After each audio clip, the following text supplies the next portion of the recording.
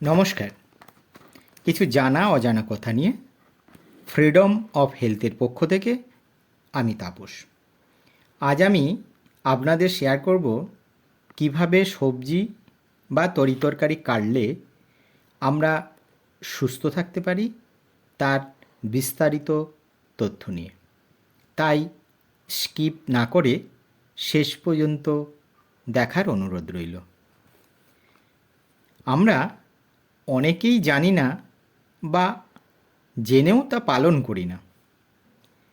তার জন্য আমরা যে সকল শাকসবজি খাই তাতে থাকা প্রাকৃতিক অমূল্য সম্পদ, ভিটামিন ও খনিজ পদার্থ যা আমাদের শরীরকে সুস্থ রাখে, তার থেকে আমরা বঞ্চিত হচ্ছি।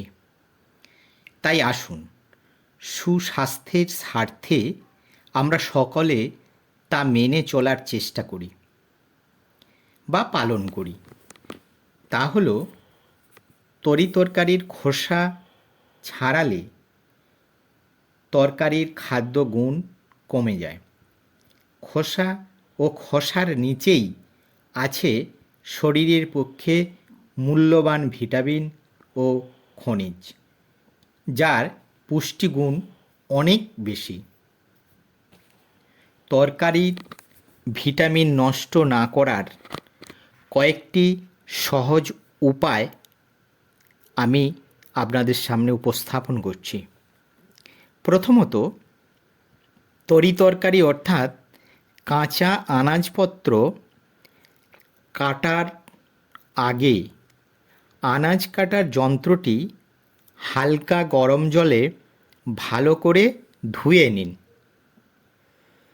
তারপর গোটা আনাজপত্র কাটার পরে না ধুয়ে তরকারি কাটার আগেই ভালো পরিষ্কার জল দিয়ে ধুয়ে নিন। দ্বিতীয়ত,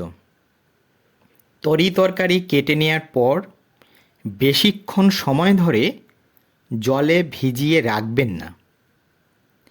তৃতীয়ত, রান্না করবার খুব বেশিক্ষণ আগে তরকারি বা আনাজপত্র কাটবেন না। চতুর্থত, খুব পাতলা পাতলা করে সবজি বা আনাজপত্র টুকরো করবেন না বা করুনি দিয়ে কুড়বেন না।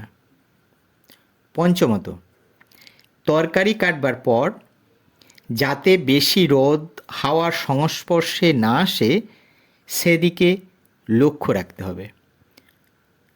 ষষ্ঠত, লেটুস পাতা জাতীয় একটি শাক 2-3 রকম তরকারি মিশিয়ে নুন ছাড়া স্যালাড খান এবং পরিবেশনের ঠিক আগেই স্যালাড তৈরি করবেন।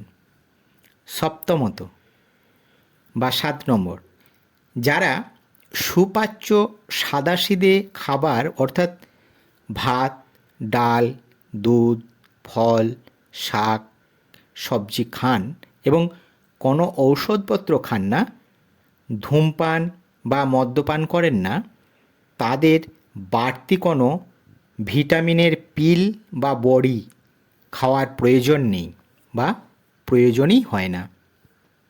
অষ্টমত, প্রকৃতি থেকে প্রাপ্ত শাকসবজি, ফলমূল ইত্যাদিতে যে পরিমাণ ভিটামিন, খনিজ ইত্যাদি পদার্থ পাওয়া যায় সেগুলো বেশি খেয়ে ফেললেও ক্ষতিগ্রস্ত হওয়ার ভয় নেই।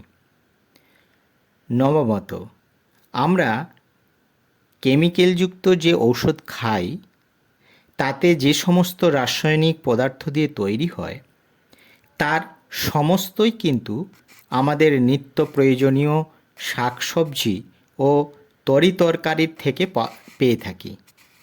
তার বিস্তারিত বিবরণ পর্যায়ক্রমে বলবো। আজ এই পর্যন্ত। আমার দেওয়া বিজ্ঞানসম্মত এই তথ্য আপনাদের কাজে লাগলে আমার পরিশ্রম সার্থক হবে। ততক্ষণ পর্যন্ত আপনারা সুস্থ থাকুন, ভালো থাকুন।